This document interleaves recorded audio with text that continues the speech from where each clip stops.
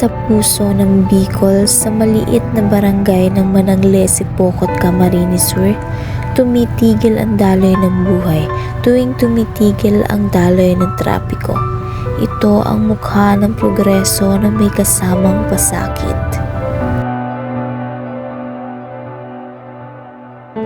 Ang proyektong pag-aayos ng daan, simbolo ng kaunlaran para sa ilan, ngunit pasanin para sa araw-araw na mamamayan.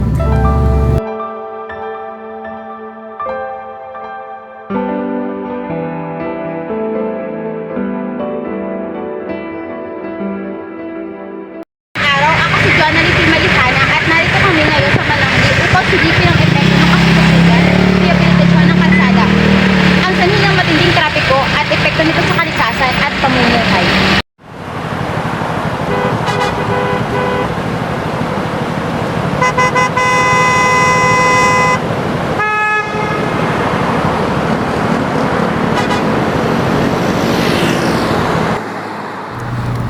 Taong 2025 nang simula ng proyekto sa kalsada, layunin gawing mas ligtas ang biyahe. Ngunit lingid sa kaalaman ng marami na halos tumigil ang ikot ng pamumuhay ng komunidad.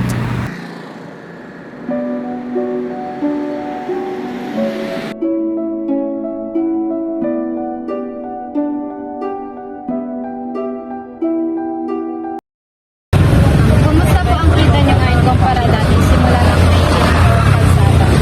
Sa bansa ngayon, okay lang kasi maraming motoristang lumalabas, papasok. Kita namin, okay lang. Buhay din ng pamilya. Walang katulad. Nakakatulong po ba sa inyo ang trapiko mas lalong nahihirapan? Ay nako, sa ngayon, tingnan mo naman. Nakikita nyo naman, ang traffic ngayon, buhol-buhol. Halos parang Maynila na eh. EDSA na ata to eh. Safe po ba magtinda dito habang ongoing pa ang construction? Sa mga bata, hindi pwede. Pero sa aming mga matatanda, okay lang kasi alam namin na ano eh, kung paano iingatan yung sasakyan.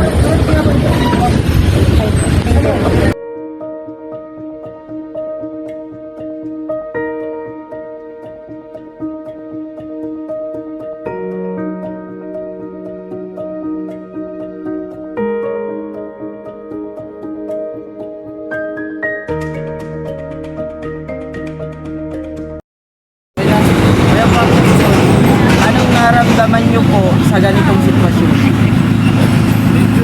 Medyo naiinis kasi traffic. Naabala yung biyahe namin. Pero namin, balik namin, bukang mo yung pangarga, tapos babalik na naman kami dito. Kaya ganito, naabala-abala siya. That's all, thank you. Bukod sa abalang dulot ng trapiko, may mas malalim pang epekto ito sa kalikasan at sa kalusugan ng mga tao. Sa bawat isang oras ng trapiko, libo-libong tonelada ng carbon dioxide ang nailalabas. Dagdag pa rito ang stress at pagkaantala sa serbisyo gaya ng ambulansya o delivery ng pagkain.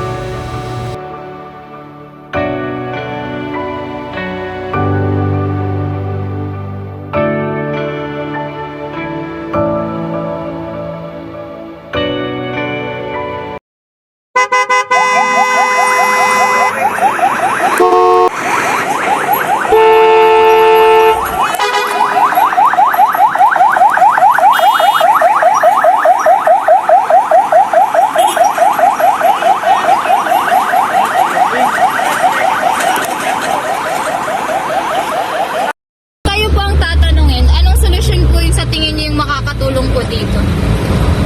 Ayun. Siguro doon sa mga ginagawang part, sana merong visibility ng magmamando. Kasi the usual, walang nagmamando kaya nagkakasalubong. Dati naranasan ko sa Ragay, 3 hours, hindi nagalaw dahil nagkasalubong lang. Ang dahilan, nilagay sila ng ilaw, hindi naman gumagana. Nagkasalubong ng 3 hours. Hanggat di dumating yung pulis, hindi maayos. Tsaka kung sana, kaya subaybayan talaga ng government ang paggawa ng kalsada. Hindi yung nakatenga na matagal na kita mo, nakatambay lang or Talagang, tsaka paiksiin na yung project span. Kumbaga, kung kaya mo gawin ng yung ibang bansa, kaya gawin ng 1 month, 3 days, 1 week, ba't di natin kaya yung ganun? Hindi man agad matapos ang proyekto, may mga hakbang na pwedeng gawin. Gaya ng rerouting, paglagay ng maayos signage, at regular na update sa mga residente.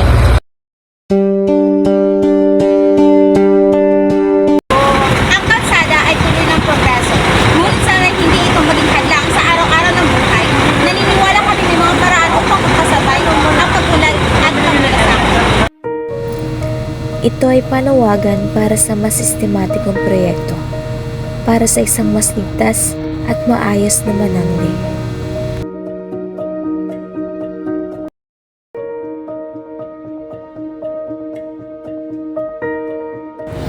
Kapag may tamang impormasyon at gabay, may iiwasan ang pagsiksikan ng iisang ruta.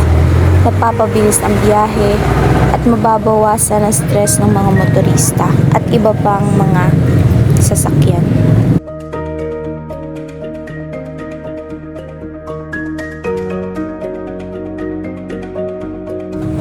Sa tamang gabay, signage at disiplina, nalilimitahan ang mga insidente sa kalsada, gaya ng banggaan o pagkapinsala ng pedestrian.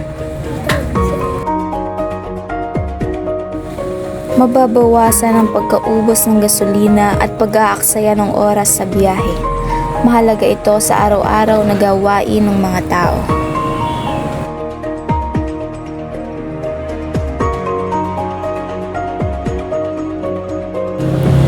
Ang sabayang pagkilos ng pamahalaan at mamamayan ay mahalaga upang makamit ang layuning mapabuti ang daloy ng trapiko at kalidad ng buhay.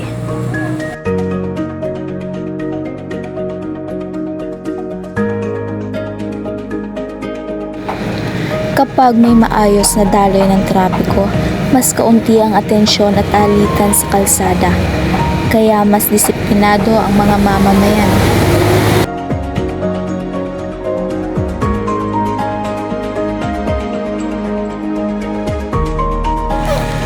Ang matagal na pagkakababad sa trapiko ay nakakapagdulot ng stress at exposure sa polusyon.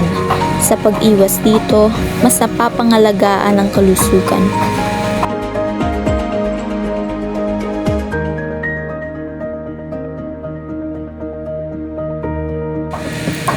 Kapag nakikita ng publiko na may agarang aksyon at epektibong solusyon, tumataas ang tiwala sa kakayahan ng pamahalaan.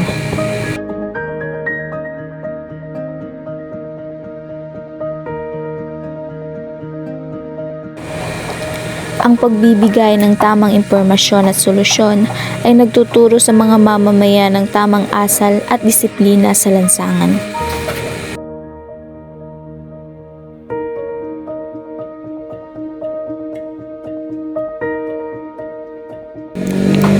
Kapag mabilis ang transportasyon ng produkto at serbisyo, mas epektibo ang negosyo at mas mabilis ang pag-unlad ng ekonomiya.